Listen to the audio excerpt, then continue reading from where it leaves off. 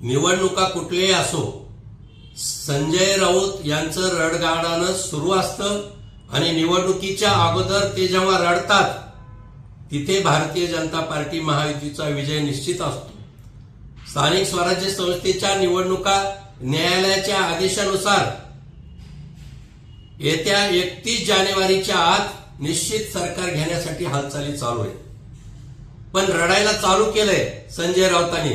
त्यांना हे माहिती की स्थानिक स्वराज्य संस्थेच्या निवडणुकीमध्ये महाविकास आघाडी कुठेच येऊ शकत नाही, यश मिळू शकत नाही आणि महायुती पुन्हा जिंकू शकेल सहज. अगदी मुंबई महानगरपालिकेवर सुद्धा भारतीय जनता पार्टीचा झेंडा फडकेल. पण त्याने रडायला चालू केलं.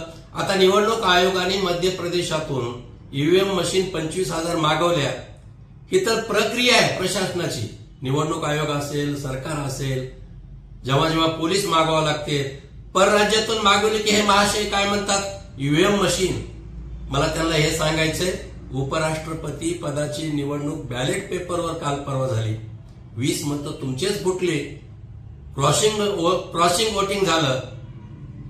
तुम्ही ईव्हीएमच्या नावाने रडतात आणि म्हणून उद्याच्या स्थानिक स्वराज्य निवडणुकीचं चित्र लक्षात घेता संजय राऊत आजपासूनच रडायला लागले.